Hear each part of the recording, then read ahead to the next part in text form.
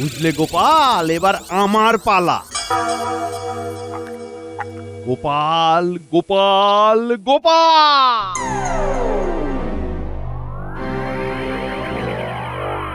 বড় করে হাঁ কর। এবার চোখ বন্ধ করে 3বার আমার নাম বল। কৃষ্ণনগরের বিজ্ঞানী, কৃষ্ণনগরের বিজ্ঞানী, কৃষ্ণনগরের বিজ্ঞানী। হ্যাঁ, আমি পেরেছি, আমি পেরেছি।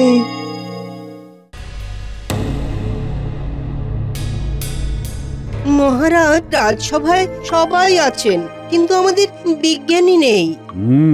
যাই হোক গোপাল, তুমি কি গুরুত্বপূর্ণ বিষয়ে আলোচনা করবে বলেছিলে, তা সেটা শুরু করা যাক। হ্যাঁ মহারাজ, রাজ্যের শিক্ষা ব্যবস্থার উন্নতির বিষয়ে নতুন করে চিন্তা ভাবনার প্রয়োজন আছে মহারাজ।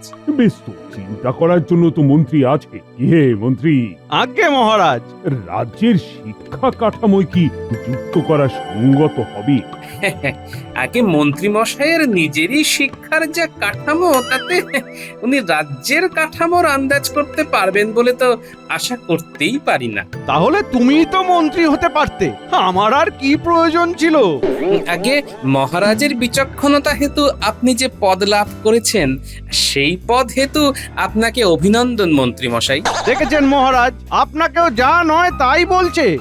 গোপাল, তোমরা আলোচনার প্রসঙ্গ কি এই সব করবে বলে তোলো? কি করব মহারাজ, আমাদের মন্ত্রী যদি অকম্মার ঢেকি হয় তাহলে তো সব কাজে বাধা আসবেই। দেখেছেন, গোপাল আমাকে আবার অকম্মার ঢেকি বলে অপমান করলো। দূর দূর, আমি থাকবই না, আমি থাকবই না রাজসভায়। আজকে তাহলে সভা এখানেই শেষ করা হোক। বেশ বেশ, আজ সভা হলো শেষ।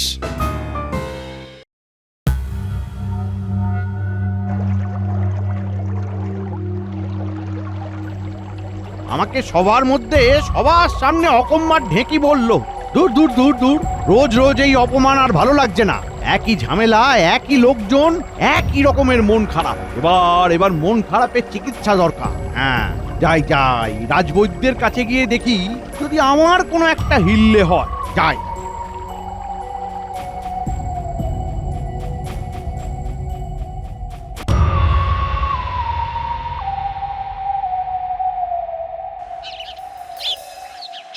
রাজবৈদ্য, ও রাজবৈদ্য, বাড়িতে আছো নাকি? আরে মন্ত্রী মশাই যে, আসুন আসুন আসুন, ভিতরে আসুন। তা হঠাৎ আপনার কি হলো? এই তো রাজসভায় দিব্যি সুস্থ ছিলেন। আর কাটা ঘায়ে নুনের ছিটে দিও না তো। তুমিও তো রাজসভায় গোপালের কথা শুনে হাসছিলে। আসলে ওই মানে ওই ওসব ইয়ে টিয়ে তোমার কাছে রাখো। আমি রোজ রোজ ভরা সভায় এমন অপমান আর সহ্য করতে পারছি না। মনটা একেবারে পোড়া বেগুন হয়ে গেল গো। তাই আর থাকতে না পেরে তোমার কাছে এসেছি মন ভালো করার ওষুধ নিতে। মন ভালো করার আবার ওষুধ হয় নাকি? আপনি এত বড় হয়েও এইসব আজগুবি জিনিসে বিশ্বাস করেন? তাহলে আমার মন ভালো করার কোনো উপায় নেই? আমার কাছে তো নেই, তবে আপনি এক কাজ করতে পারেন, বিজ্ঞানীর কাছে যেতে পারেন। ওনার কাছে এসবের দাওয়াই থাকলেও থাকতে পারে। বেশ, ঠিক আছে, তাহলে বিজ্ঞানীর কাছেই যাই।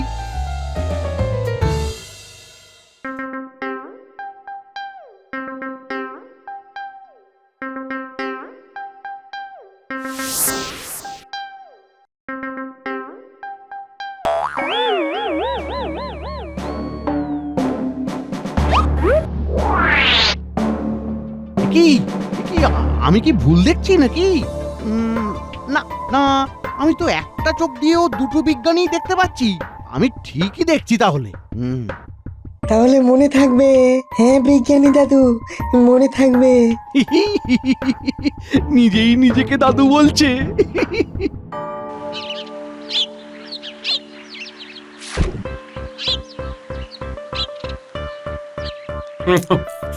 গিন্নি, তুমি কচি লাউ দিয়ে কুঁচো চিংড়িটা যা রেঁধেছ না, মনে হচ্ছে ওই পুরো হাঁড়ি কড়াই যা আছে সব খেয়ে নি।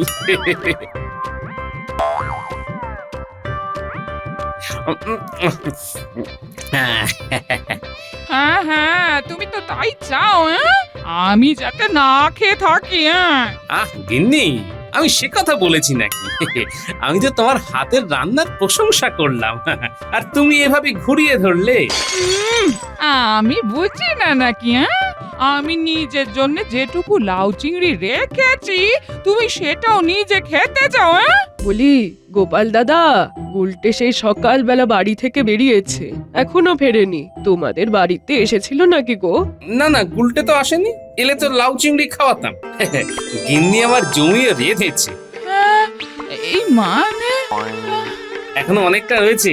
যাও, এটা গুলটের জন্য নিয়ে যাও, কেমন? ও নিশ্চয়ই খেলাধুলো করছে। এটা কি হলো? আমার জন্য রাখা লাউ চিংড়িটা তুমি দিয়ে দিলে? আহা, রাগ করছো কেন গিন্নি? এটা খেয়ে যা হতে চাই তার নাম 3 বার বলবো। সাবাস, এবার চটপট আগের মতো হয়ে যা দেখি। গুলটে গুলটে গুলটে। আমি তাহলে বাড়ি যাই। যা, তোর মা নিশ্চয়ই চিন্তা করছে, আর মনে থাকে যেন কারো কাছে কিচ্ছু বলবি না, ঠিক আছে? হ্যাঁ বিজ্ঞানী দাদু। বিজ্ঞানী, ও বিজ্ঞানী, বাড়িতে আছো নাকি? হ্যাঁ, দেখতেই তো পাচ্ছেন যে আছি। ইয়ে মানে একটু দরকারে এসেছিলাম তোমার কাছে। কি দরকার বলুন না। ইয়ে মানে বলছিলাম কি, তুমি হলে বিজ্ঞানী মানুষ, তোমার বিভিন্ন বিষয়ে কত অগাধ জ্ঞান, তা সেই জ্ঞান কিভাবে রাজ্যের কচি কাঁচাদের মধ্যে ছড়িয়ে দেওয়া যায় সেই নিয়েই একটু সলা পরামর্শ করতাম, এই আর কি। হঠাৎ রাজ্যের কচি কাঁচাদের উপর আপনার এমন দূরদৃষ্টি ভরা পরিকল্পনার কারণ? কি যে বলো না, আরে আরে রাজ্যের কচি কাঁচারাই তো বড় হয়ে মন্ত্রী হবে, বিজ্ঞানী হবে। বাবা বাবা, তোমার ঘর ভর্তি কত পরীক্ষা নিরীক্ষার জিনিসপত্র ছড়ানো গো। ওই আর কি। এই বিকার ভর্তি জিনিসটা কি কোনো নতুন আবিষ্কার নাকি? হ্যাঁ, এটা একটা বিশেষ ধরনের তরল। এটা পান করলে যে কোনো কিছু রূপ ধরা সম্ভব। সত্যি সত্যি, তোমার গুণের সত্যি কোনো তুলনা হয় না, কোনো তুলনা হয় না। তা তা তুমি একটু খেয়ে দেখাও না। হ্যাঁ, আচ্ছা ঠিক আছে, বলুন কিসের রূপ নেব? এই তরলে কি কি হওয়ার সম্ভাবনা আছে? যার প্রাণ আছে তারই এই রূপ নেওয়া যাবে। বেশ বেশ বেশ বেশ, আমি না কোনোদিন কমলা লেবুর গাছ দেখিনি গো। তুমি তুমি কমলা লেবুর গাছ হতে পারবে? ঠিক আছে, এক্ষুনি হয়ে দেখাচ্ছি।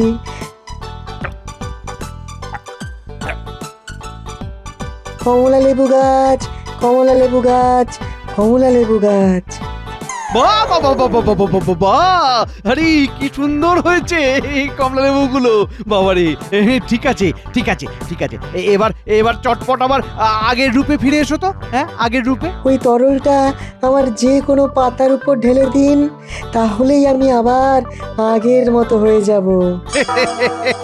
সেটি হচ্ছে না, তোমাকে কমলা লেবু গাছ বানিয়েছি কি আবার মানুষ বানাতে? আপনি এটা আমার সাথে উচিত করছেন না। আমাকে আবার আগের অবস্থায় ফিরিয়ে দিন মন্ত্রী মশাই, আমাকে আবার আগের অবস্থায় ফিরিয়ে দিন। এ কি আপনি কোনো কথা বলছেন না কেন মন্ত্রী মশাই? আপনি কোথায় গেলেন?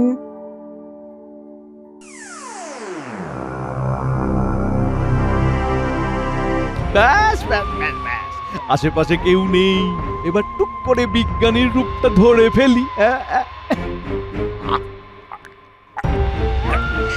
কৃষ্ণনগরের বিজ্ঞানী, কৃষ্ণনগরের বিজ্ঞানী, কৃষ্ণনগরের বিজ্ঞানী।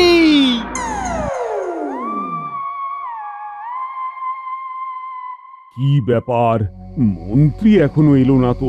আগে মহারাজ, রাজসভার আলোচনা ছাড়াও তো ওনার কত রকম কাজ থাকে, সেসবের মধ্যেই আছেন হয়তো।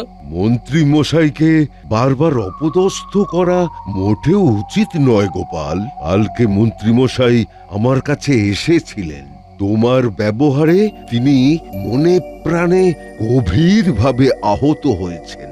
মন্ত্রী তো দেখছি বৈদ্যকেই ওষুধ দিয়ে এসেছে। বাহ বাহ বাহ, কি দরদ!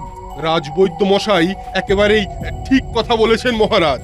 গোপালের জন্যই ওই মন্ত্রী মশাই সভা ত্যাগ করেছেন। হ্যাঁ, আমি গোপালকে কখনো কিছু বলি না, কিন্তু আজকে আর না বলে থাকতে পারছি না। মন্ত্রীমশাইয়ের মতো উচ্চপদস্থ রাজকর্মচারীকে বারবার অপমান আমাকেও সত্যিই খুব দুঃখ দেয়। মন্ত্রীমশাই যখন মনের দুঃখে সভা ত্যাগ করেছেন, তখন আমিও এই সভায় থেকে কি করব? আমি রাজসভা থেকে বিদায় নিলাম মহারাজ। এ কি, বিজ্ঞানীও আমার বিরোধিতা করছেন? হ্যাঁ, বিষয়টা সত্যি গুরুত্বপূর্ণ। এইভাবে বারবার তুমি কিন্তু মন্ত্রীর অপমান করতে পারো না গোপাল। কিন্তু মহারাজ। না না গোপাল, কোনো কিন্তু টিন্তু নয়। আমি তোমাকে এখনই সভা ছাড়ার আদেশ দিলাম। তুমি এখন এসো।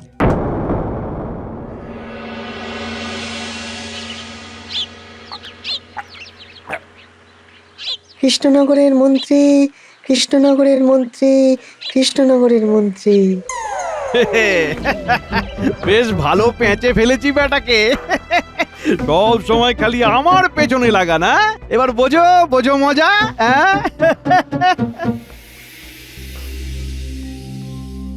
বিজ্ঞানী মনে মনে এতদিন এই কথাগুলো চেপে রেখেছিল।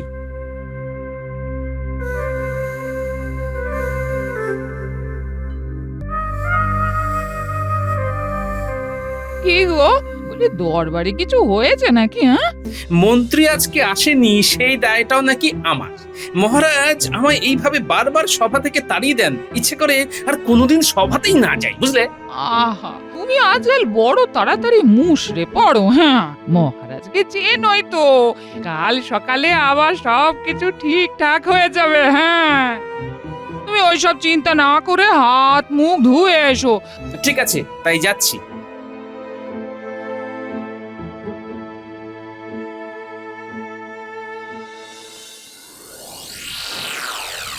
বুঝলে গোপাল, এবার আমার পালা। গোপাল গোপাল গোপাল।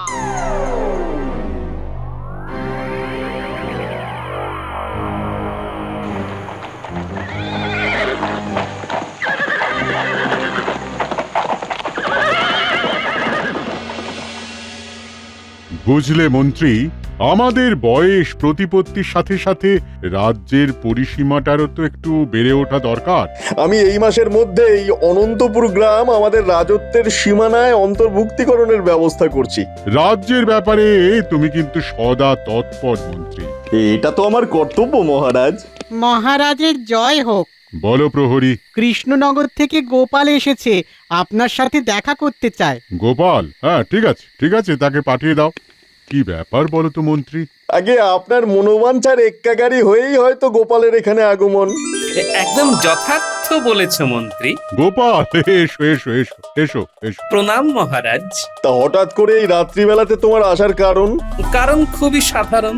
আমি যেই কৃষ্ণচন্দ্রের আজীবন গুণগান করে গেলাম, শেষমেশ তিনিই কিনা আমাকে সভাচ্যুত করলেন। এখন থেকে আমি আপনার রাজসভায় থাকতে চাই, আর চাই আপনি কৃষ্ণনগরের রাজসভা গ্রহণ করুন। বললাম না মহারাজ। তাহলে এখন আমাদের কি করণীয় গোপাল? আপনি সেনা তৈরি করুন মহারাজ, তারপরে বাকিটা আমি আপনাকে বলে দেব। শেষমেশ গোপাল এমন কাজ করলো। না না, মহারাজকে এ সংবাদ দিতেই হবে, আর দেরি করলে চলবে না। এক্ষুনি বেরিয়ে পড়ি। মহারাজ, গুপ্তচর এসেছে জরুরি খবর নিয়ে। কি ভেতরে আসতে বলো।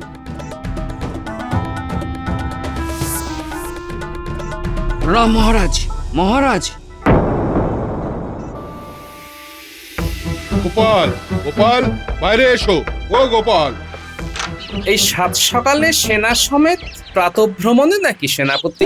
তোমাকে নিয়ে যেতে এসেছি। এই, তোমরা বন্দি করো গোপালকে। কি অপরাধে? রাজদ্রোহ।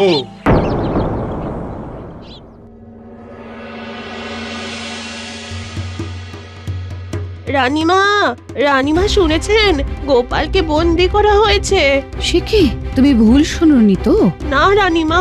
আমি এক্ষুনি যাব গোপালের সাথে দেখা করতে, এক্ষুনি। এ কি গোপাল, তোমাকে বন্দি করা হয়েছে কেন? এ কি? রাজদ্রোহে রানীমা, কিন্তু আমি কৃষ্ণনগরের নামে শপথ করে বলছি আমি নির্দোষ। আমি তোমাকে 3 দিনের সময় দিলাম, নিজেকে নির্দোষ প্রমাণ করো। প্রহরী, এই বিপদ থেকে বেরোনোর উপায় একমাত্র বিজ্ঞানীর কাছেই থাকতে পারে, আগে তার কাছেই যাই। ঘরের দরজা খোলা কেন? চোর টোর এলো নাকি? বিজ্ঞানী মশাই, বিজ্ঞানী! এই যে গোপাল, আমি এখানে। কোথায় আপনি? কোথায় লুকিয়ে আছেন? এই যে ঘরের মধ্যে যে কমলা লেবু গাছটা, এটাই আমি। এ কি, আপনি আপনি গাছ হলেন কি করে? সব বলছি, তার আগে আমার চৌপায়ের নিচে একটা কমলা পানীয় দেখতে পাচ্ছ? হ্যাঁ, পেয়েছি। ওটা নিয়ে আমার যে কোনো পাতার উপর ঢেলে দাও, তাহলে আবার আমি আগের রূপ ফিরে পাবো।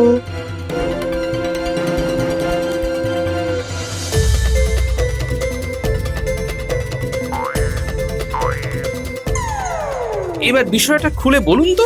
এটা একটা বিশেষ ধরনের তরল, এটা পান করলে যে কোনো কিছু রূপ ধরা সম্ভব। আমি না কোনোদিন কমলা লেবুর গাছ দেখিনি গো। তুমি তুমি কমলা লেবুর গাছ হতে পারবে? ঠিক আছে, কমলা লেবু গাছ, কমলা লেবু গাছ, কমলা লেবু গাছ। আরে কি সুন্দর হয়েছে! এবার এবার চটপট আবার আগের রূপে ফিরে এসো তো। ওই তরলটা আমার যে কোনো পাতার উপর ঢেলে দিন, তাহলেই আমি আবার আগের মতো হয়ে যাব। সেটি হচ্ছে না। তোমাকে কমলা লেবু গাছ বানিয়েছি কি আবার মানুষ বানাতে? ও, তাহলে এই ব্যাপার। না না না, এবার আমি ওকে ছাড়ছি না। বিজ্ঞানী মশাই, এবার শুনে নিন। মন্ত্রী, ওহে মন্ত্রী! কি ব্যাপার? এই মাঝরাতে মহারাজের গলা বলে মনে হচ্ছে। আপনি এত রাতে মহারাজ? একটা বিশেষ প্রয়োজনে এসেছিলাম মন্ত্রী। শোনো মন্ত্রী, কোষাগার কিন্তু ভরছে না। তুমি বরং এক কাজ করো, কাল সকালে এমন একটা করের ব্যবস্থা করো যেটায় আমাদের কোষাগার মোহরে ভরে উঠে ছলকে পড়ে। কি পারবে তো? আগে হ্যাঁ মহারাজ, আপনি কোনো চিন্তা করবেন না। যাও মন্ত্রী, যাও, তুমি কাজে লেগে পড়ো। সকালেই চাই কিন্তু আমার। চলি এখন। পণ্ডিত মশাই, ও পণ্ডিত মশাই! এই পঞ্চমী নিশীতে কি পাতিক প্রশমিতে কোন প্রাণীর মাথার ওপর পা থাকে? এ কেমন জীব? আপনি যে দেখছি অজ্ঞানী পণ্ডিত। এই মধ্যরাত্রে এসে আমাকে অপমান করা!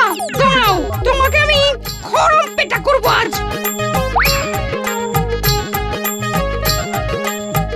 মহারাজ, ইহে মন্ত্রী, এই মাঝরাতে? আপনাকে একটা কথা বলার ছিল মহারাজ। আপনি একটা মূর্খ, অযোগ্য, মানে অকর্মণ্য, লোভী রাজা। আপনার উচিত আজই এই সিংহাসন ত্যাগ করা। আমি আপনাকে আদেশ করছি। তারপর কি যেন?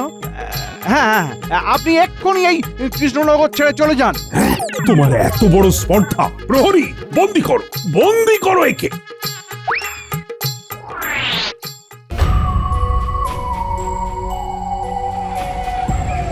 মন্ত্রী কাল রাত্রে আমাকে ভীষণ অপমান করেছে মহারাজ। আমাকেও মহারাজ, আমাকেও। আমরাও এর বিহিত চাই। কালকে সারা রাত মন্ত্রী মশাই আমাদের নাকের জলে চোখের জলে করে ছেড়েছেন। আমরাও এর বিহিত চাই। মহারাজের জয় হোক। আপনি যেমনটা বলেছিলেন ঠিক তেমনটা করে নিয়ে এসেছি। আমি আবার কি বললাম? কালকে রাত্রে আপনি বললেন না যে নতুন কর বসানো হবে। গোটা নগরের রাতের ঘুম নষ্ট করে আমাকে মাঝ রাতে অপমান করে এখন ভরা সভায় আমার নামে মিথ্যে কথা বলছো। প্রহরী, বন্দি করো একে। আমি কিছু করিনি মহারাজ। আপনি তো বললেন মহারাজ, মহারাজ আপনি তো নিজে বললেন মহারাজ। মহারাজ। মহারাজের জয় হোক। গোপাল, তোমাকে কে মুক্ত করলো? কেন মহারাজ? মন্ত্রীমশাই তো কাল রাতে গিয়ে আমায় মুক্ত করলো। তার জন্য আমি মন্ত্রীমশাইয়ের কাছে বিশেষভাবে কৃতজ্ঞ। আমি কিছু করিনি মহারাজ, মহারাজ কিচ্ছু করিনি আমি। আমার মনে হয় মন্ত্রী পাগল হয়ে গেছে, তাকে রাজবৈদ্যর চিকিৎসাধীন রাখা উচিত। আমি এই রোগের চিকিৎসায় পারদর্শী নই। মন্ত্রীকে চিকিৎসালয়ে পাঠানোর ব্যবস্থা করতে হবে। ঠিক আছে, তাই করুন। ততদিন বরং মন্ত্রী কারাগারেই থাক। কিন্তু গোপাল, তুমি কারাগারের বাইরে, এর মানে এই নয় যে তুমি নির্দোষ। আমি নির্দোষ মহারাজ। বিজ্ঞানীর আবিষ্কৃত রূপ বদলানো পানীয় নিয়ে মন্ত্রী নিজে এই অপকর্ম করেছে। এবার টুক করে বিজ্ঞানীর রূপটা ধরে ফেলি। আমি গোপালকে কখনো কিছু বলি না। মন্ত্রীমশাইয়ের মতো উচ্চপদস্থ রাজকর্মচারীকে বারবার অপমান আমাকেও সত্যিই খুব দুঃখ দেয়। মন্ত্রীমশাই যখন মনের দুঃখে সভা ত্যাগ করেছেন, তখন আমিও এই সভায় থেকে কি করব? আমি রাজসভা থেকে বিদায় নিলাম মহারাজ। আমি যেই কৃষ্ণচন্দ্রের আজীবন গুণগান করে গেলাম, শেষমেশ তিনিই কিনা আমাকে সভাচ্যুত করলেন। এখন থেকে আমি আপনার রাজসভায় থাকতে চাই, আর চাই আপনি কৃষ্ণনগরের রাজসভা গ্রহণ করুন। বললাম না মহারাজ। মন্ত্রী, সত্যি বলো, এসব যা শুনছি সব সত্যি? আর হবে না মহারাজ, ভুল হয়ে গেছে মহারাজ, আর হবে না। যাও, মন্ত্রীকে কারাগারে নিয়ে যাও।